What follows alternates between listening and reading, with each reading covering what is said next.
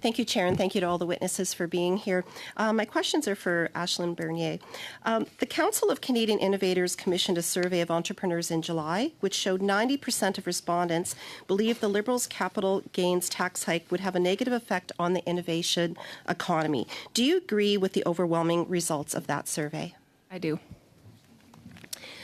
You touched a little bit in your opening address about access to capital, and I know for myself as a former woman entrepreneur, when I was looking at this back in 2002, this was difficult, and in particular because I was a woman. And I actually recall a bank loan officer asking if my husband was coming to the meeting.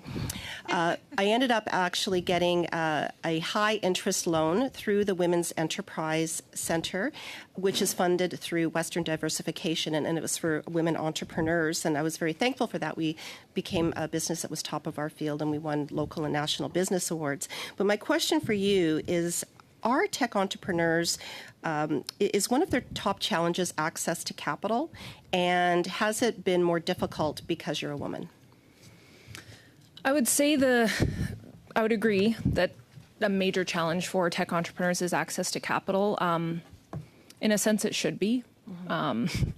Venture capital is competitive, and you should have or be able to demonstrate that there is going to be a return on that investment, a significant return made on that investment to venture capitalists that you're asking for funding from. I think as a woman, so I'm Chief Operating Officer of my company. I'm not the founder, but I've been there for 7 years, the majority of the growth of the company. So squarely a member of the leadership team. And when we have raised venture capital, I've been in every meeting, every conversation with my CEO, who is a male. It has been interesting to observe the dynamic and how sometimes he's treated versus how I'm treated in some of those conversations.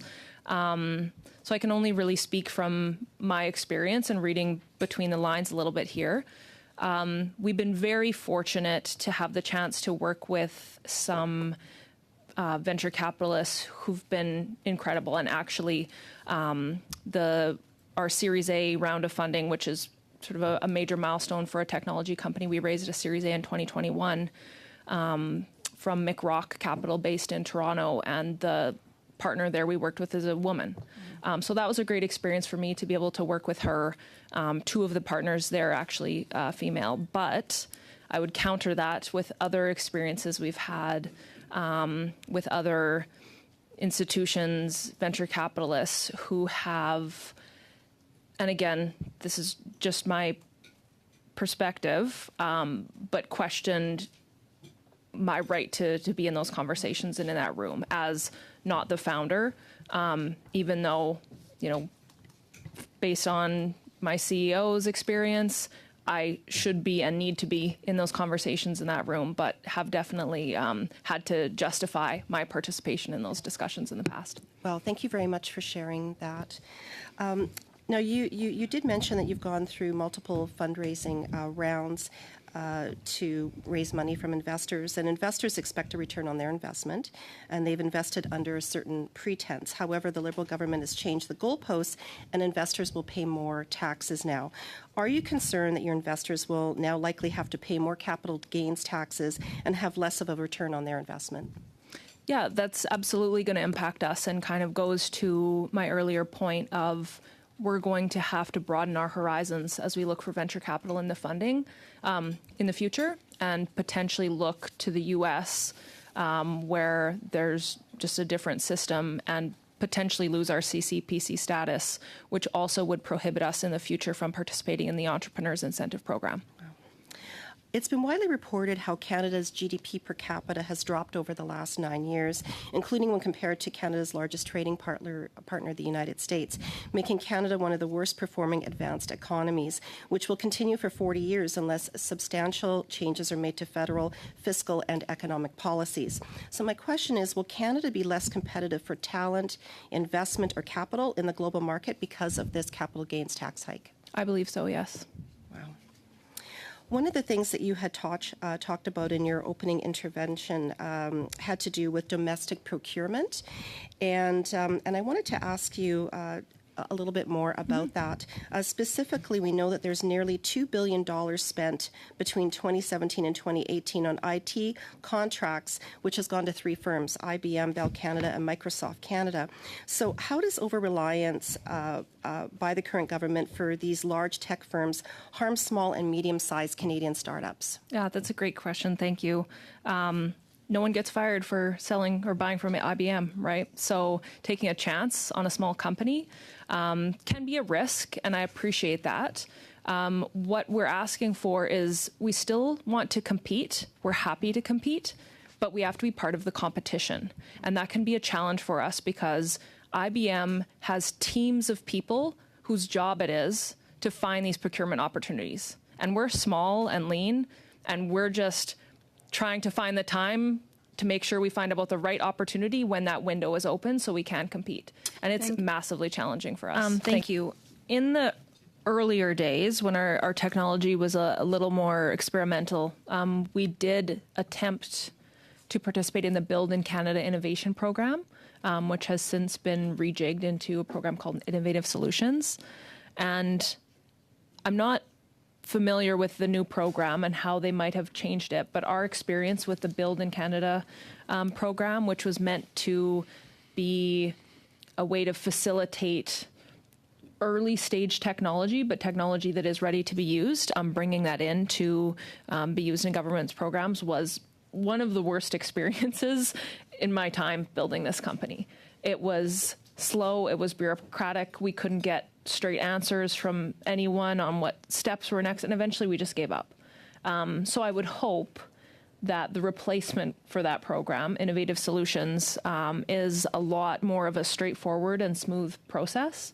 I want to be really clear, we're not expecting our government to just give us business because we're Canadian companies, but we need to be at the table to compete. And in our case, we're competing with some massive, highly capitalized US-based competitors that are winning contracts with the Canadian government, and we can't even get in the room. We can't find our way in to have that conversation, show our product. So it's really difficult to get in the door, and we're just asking to be let in the door and show off that we could potentially solve this problem that currently U.S.-based competitors are solving right now. Thank you, and thank you to all the witnesses. This is amazing testimony so far. Ms. Bernier, you had some great recommendations in the start. You talked about capital programs for growth, talking about revenue, which is fantastic. We need to be growing companies in Canada. Something that we look at to free up access to capital and financial services is open banking. And in Canada, we've been waiting 6 years, almost 7 years for open banking legislation. Do you see that as beneficial to entrepreneurs, to women entrepreneurs in Canada, to have this legislation enacted as soon as possible? And I'd also like you to comment on just access to capital. VC funding in the U.S. is much greater than ours, so you're seeing the results of that. We only have $6 billion a year in Canada. The U.S. has $200 billion.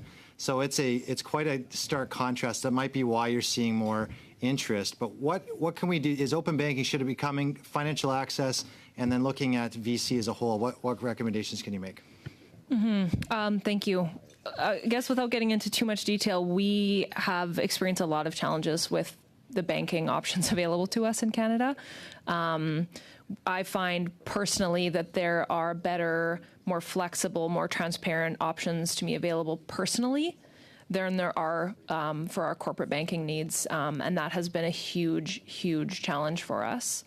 Can you tell me a little bit more about that legislation, perhaps? I could try and comment specifically. So open banking, the government, the Liberal government's promised to bring forth legislation. They keep promising, and we haven't seen it. So in terms of having that access to open banking, which just allows more access from individuals and businesses to different financial services and banks as a whole, do you see that beneficial not only to your business, but to women entrepreneurs as a whole, to have more access to banks in general and financial services? Without having read the legislation, based on what you're telling me, I would agree with that, yes. And for VCs, of course, same thing. So venture capital, obviously, venture capital is different. It's a risk by individuals who who put their own funds in, but it's a stark contrast. Is there any comments you have on venture capital? Yeah, and I guess the one other comment I would make on banking is, a year or two ago, what we saw with Silicon Valley Bank. We want to avoid situations like that. So keeping that in mind with any legislation. But, when we went through our Series A round of funding, we talked to most major venture capital firms in Canada. And some were excited and wanted to participate and ultimately did, and some weren't. So when we go to raise our next round of funding, we already have kind of covered that pool, and there just isn't a large enough pool of venture capital available for the kind of funding that companies like ours that are interested in high growth, getting to be massive, getting to be, one of 10, are after. And so that will be a challenge for us in the future. Okay, thank you. Ms. Chair, I'm going to go to Mr. Baldinelli for my last 2 minutes. To the witnesses, I'm just going to follow up with Ms. Bernier. The Canadian or the Council of Canadian Innovators, they recently an every generation petition, and that petition talked about the government cannot tax your way to prosperity, and that the Liberal government's federal budget will stifle innovation and growth. I mean, in terms of Samdesk, I mean, can you elaborate on which taxes are stifling growth potential? Well, potentially the changes to the capital gains taxes will. Yeah, considering, you don't have that in the United States, and that notion of venture capital. Yep. And I know of businesses who have moved their operations to Austin, Texas, for example, for that reason, just because of the more favorable taxes. Wow. One last question, and you talked about it in your presentation earlier on, about companies such as yourselves, Samdesk, struggle to do business with Canada, and there are more opportunities in the United States and European Union and Mexico. You talked about NATO, for example. Now, you, in one of your recommendations, you were talking about that leverage domestic procurement opportunities. I mean, and that will talk to your earlier point is also about scaling operations. If you can get access to those opportunities. Now, what is the area? 20 seconds remaining, so we can just kind of make. What are those areas that we could assist to open up those opportunities or make you more aware of those opportunities? I think some of the systems are just antiquated in terms of how we can find out about these opportunities without having to check a website once a week. A lot of the other systems we experience have a little bit more of an automated way to let you know about opportunities that might be of interest to you. And that would be very helpful to look at something like that here. Thank you very much. Ms. Fortier. Ms. Burnley had a chance to complete her sentence. Mr. Genero for 5 minutes. Thank you, Madam Chair. And it's great to welcome a fellow Edmontonian to the committee. I think we should have a motion, Madam Chair, that we always have an Edmontonian at this committee.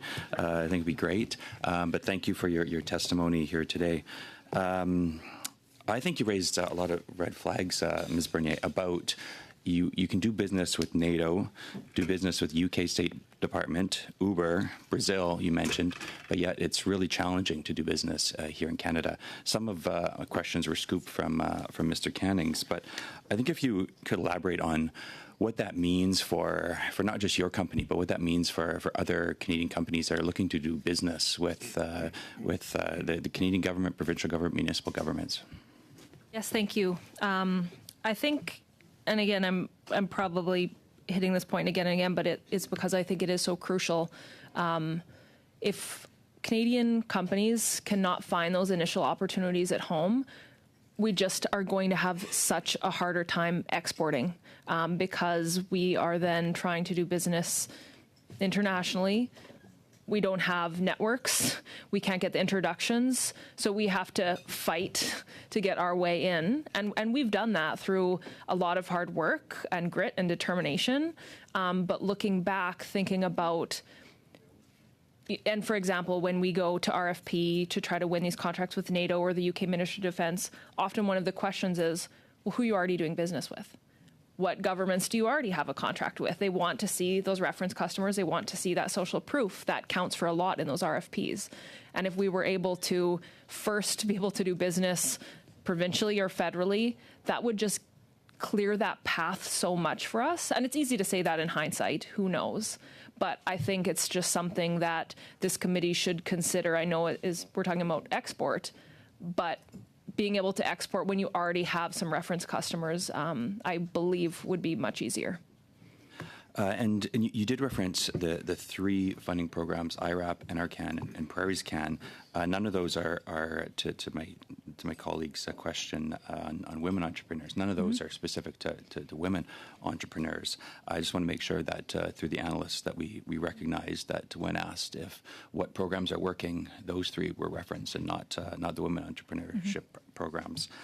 But you also talked about looking to venture capital in the United States and what that means if you were to go and get venture capital there versus venture capital here. I get the impression that would be, it's a negative, obviously, for nationalism and patriotism and whatnot, but is it a negative for you doing business here in Canada then? Is that what you... Some of your testimony? I think it removes a lot of the incentives for us to maintain operations and continue hiring people in Canada. We would lose access to a lot of the programs that I mentioned, which is fair if we make that choice to take investment from investors outside Canada and lose our CCPC status.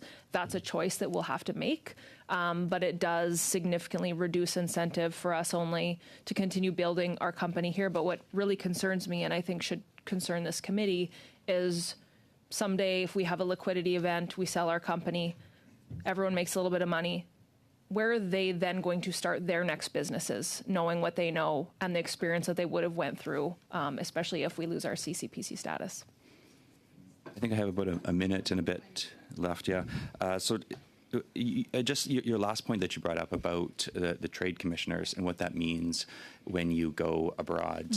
I personally never had any interaction with any trade commissioners. I guess just if you could elaborate on how that could be approved, how you see it as perhaps not working right now.